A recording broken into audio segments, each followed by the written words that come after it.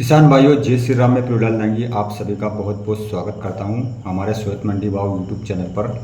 किसान भाइयों, सबसे पहले आपको जन्माष्टमी की बहुत बहुत शुभकामनाएं। किसान भाइयों, आज हम चर्चा करने वाले हैं कि प्याज के गिरते दामों को देखकर किसानों के मन में एक घबराहट सी पैदा हो रही है कि क्या सोमवार के दिन डाउन रहेगा या अच्छा खासा भाव रहेगा। तो किसान भाइयों, सबसे पहले मैं आपको बताना चाहूँगा कि सुनने में आ रहा है प्याज निर्यात होने लग गया, तो इससे सोमवार के दिन कितना उछाल हमें देखने को मिल सकता है। और किसान भाइयों, आज भी बहुत सी मंडियों में प्याज का भाव सामान्य देखने को मिला और कहीं कहीं पर एक आध रुपये डाउन भी देखने को मिला। तो इस स्थिति को देखकर सोमवार के दिन क्या स्थिति बन सकती है, क्या प्याज का भाव डाउन हो सकता है या एक आध रुपये और भाव तेज हो सकता है। किसान भाइयों, सबसे पहले मैं बोलना चाहूँगा कि बहुत सारे किसानों ने अपने प्याज को रोक के रखा है। जैसे ही सावन का महीना चल रहा था कि सावन का महीना ख़त्म होने के बाद हम प्याज को बेचेंगे, और बहुत सारे किसानों ने ये भी सोच रखा था कि बांग्लादेश बॉर्डर खुलेगी तब हम प्याज को बेचेंगे। तो किसान भाइयों, इसमें ऐसा हो सकता है कि ज़रूरी नहीं कि अगर बांग्लादेश बॉर्डर खुल गई तो हमें अच्छा भाव बहुत ज़्यादा तेज़ मिल सकता है।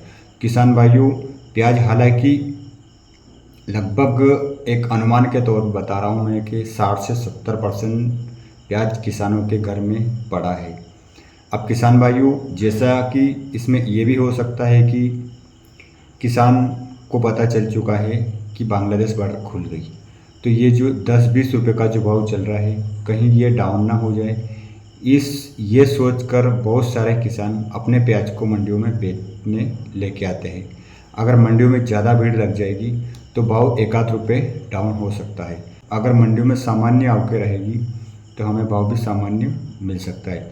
अगर किसान भाइयों ज़्यादा अगर मंडियों में भीड़ रहेगी तो और हमें डाउन देखने को मिल सकता है। तो किसान भाइयों, धैर्य रखना है और भेड़ की चाल हमें नहीं चलनी है कि बांग्लादेश बॉर्डर खुल चुकी है तो हमें इसमें अच्छा खासा भाव मिलेगा। किसान भाइयों, ज़रूरी नहीं कि अगर बांग्लादेश बॉर्डर खुल चुकी है तो हमें अच्छा खासा ही भाव मिले, डाउन भी हो सकता है। अगर आवक ज़्यादा रहेगी तो भाव डाउन हो सकता है।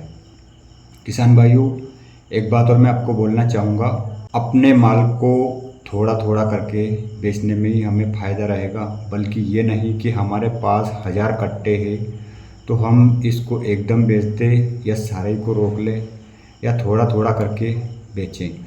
तो किसान भाइयों, थोड़ा थोड़ा करके बेचने में हमें फ़ायदा मिलेगा। और किसान भाइयों, घबराहट हमें बिल्कुल भी पैदा नहीं करनी है कि सोमवार के दिन भाव डाउन रहेगा या तेज़ रहेगा। किसान भाइयों, आवक के ऊपर डिपेंड रहेगा।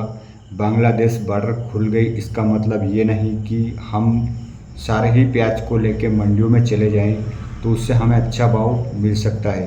तो किसान भाइयों, एक बात और मैं आपको बोलना चाहूँगा कि मैंने कुछ दिन पहले एक वीडियो बनाई थी भविष्यवाणी के तौर पे, तो उसमें बोला था मैंने कि 2025 में प्याज और लहसुन का भाव डाउन रहेगा। वीडियो पर किसान भाइयों ने कमेंट भी किया कि जैसे ही अभी 2 दिन पहले 2 रुपये टाइट हुए तो कि आपने तो बोला था कि भाव इस साल में डाउन रहेगा। तो किसान भाइयों, अगर प्याज का भाव 40 के पार हो जाए तो बताना कि आपकी बात गलत थी। किसान भाइयों, 1-2 रुपये टाइट हो जाने से इसका मतलब ये नहीं कि प्याज का भाव हमें अच्छा मिल रहा है। किसान भाइयों, बहुत सारे किसान भाई बोलते हैं कि 1 बीघे में 50,000 का खर्चा आता है प्याज लगाने में। तो किसान भाइयों, आप अनुमान लगाओ कि 20 रुपये किलो में फिर उसका खर्चा पानी और उसकी लागत मूल्य कैसे निकलेगी। ये 20 रुपये किलो का भाव भी डाउन ही समझो।